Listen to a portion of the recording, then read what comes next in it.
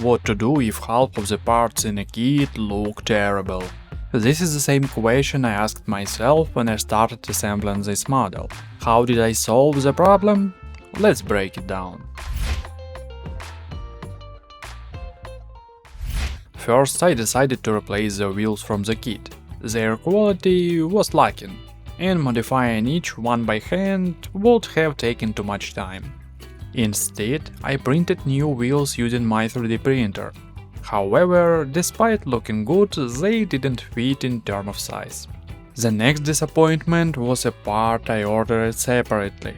It turned out to be a barrel muzzle brake for a Panther tank, a completely different caliber and weapon, so it didn't fit my Puma.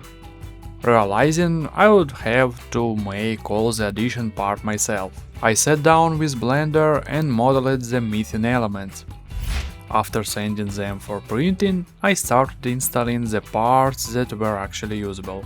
The headlights that came with the kit look quite decent, but one of the serious issues was the large indentation right in the center of the model. I decided not to bother filling it in, and simply covered it with a figure. In the meantime, let's work on some additional details, like the antenna.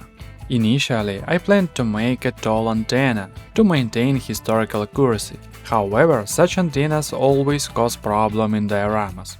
My dioramas often get relocated, so this issue is critical. Of course, I could have printed the antenna using a 3D printer, or made one from wire. It's not hard. But because of its fragility, I decided to compromise and make a more stable version. This model is from China, and I didn't expect high quality from the start. As with many other cases, I'm using it more as a test platform for my 3D printer's capabilities, while also creating additional elements that might be useful to you. By the way, all the models used in this and previous video can be found on my Gals 3D page. And if you enter the promo code YouTube15, you'll get a 15% discount on all models starting from €1. But let's get back to the assembly. I cut off unnecessary parts that could be removed and glue it on the parts that fit the model best. I decided to make the fire extinguishers myself. The model is very simple and even my FDM printer can handle it. By this point, the printer had already finished printing the ejector and new wheels. Here is how the ejector looks. It complements the model perfectly. Once I paint it, it will look like a genuine additional detail, indistinguishable from the store-bought equivalents.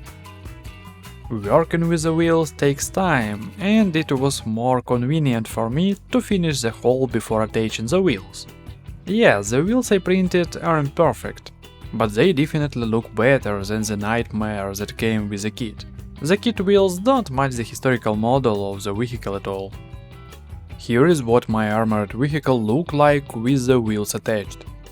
In my opinion, it turned out quite well. Of course, if I had an SLA printer, the result would be much higher quality. Now that all the main parts are in place, I can focus on the final detailing. I glued a shell box to the rear of the armored vehicle to cover up the hole. I also added fuel cans and a few other parts that happened to be in my small part box.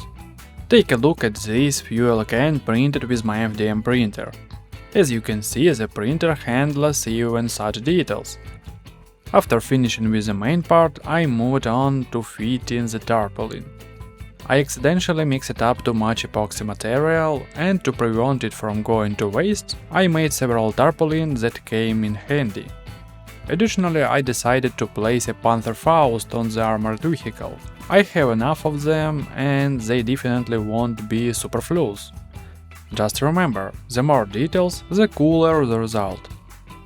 Now it's time to cover that ugly hole on the right side of the turret. As I mentioned before, I glued a fuel can here. I thought that it could be a sort of modification made by soldiers.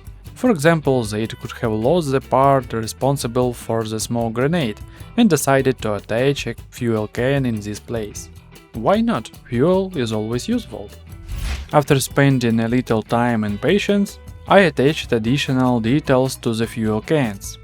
Unfortunately, I lost another wheels, so I had to use the wheel I showed earlier.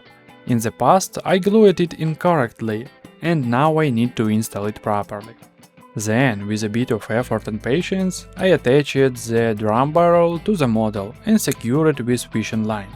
As I mentioned in previous video, fishing line is perfect for serving as a cable and ideal for 1/72 scale models.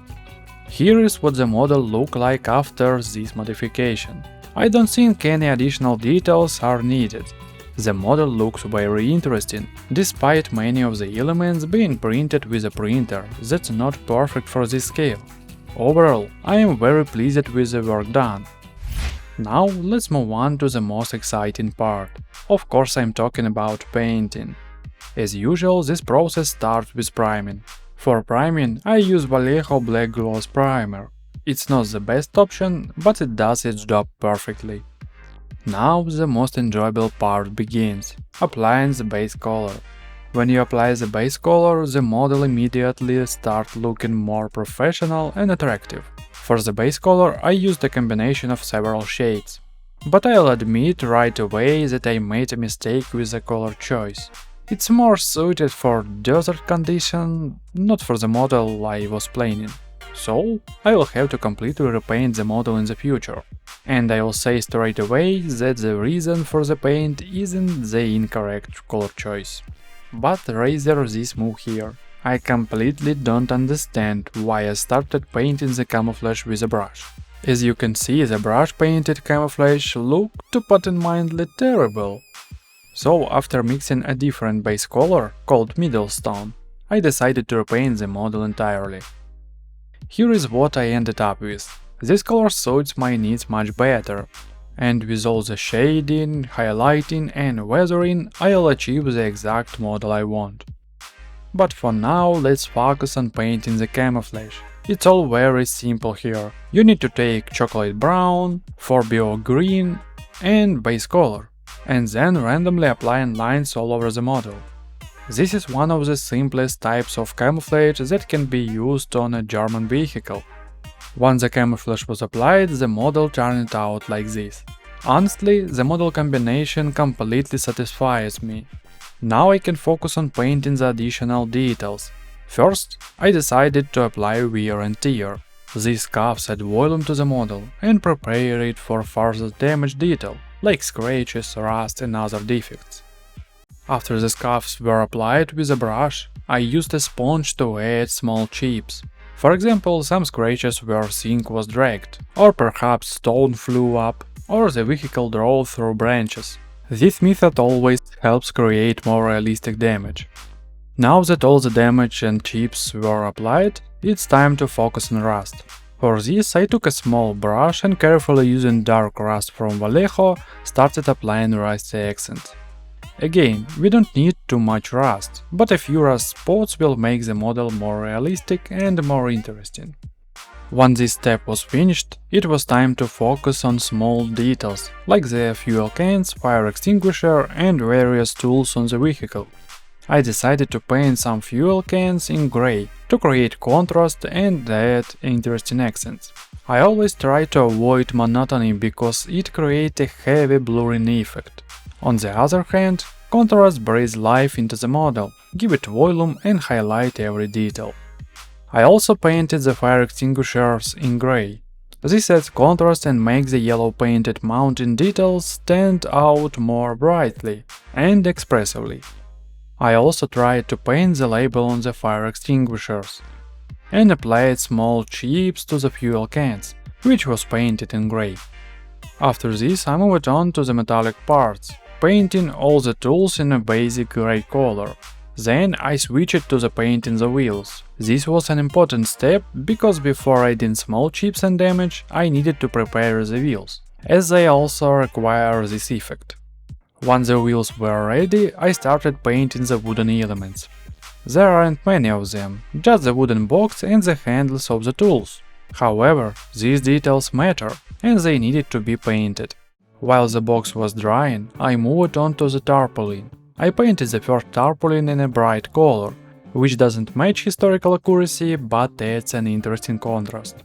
By the end of the war, the Wehrmacht has supply problems, so they could have used a tarpaulin found in a farmhouse somewhere in France, for example. I painted the second tarpaulin in a more traditional military color, to add realism. With the next step, I come back to the wooden box, and highlighting it using a dry brush technique.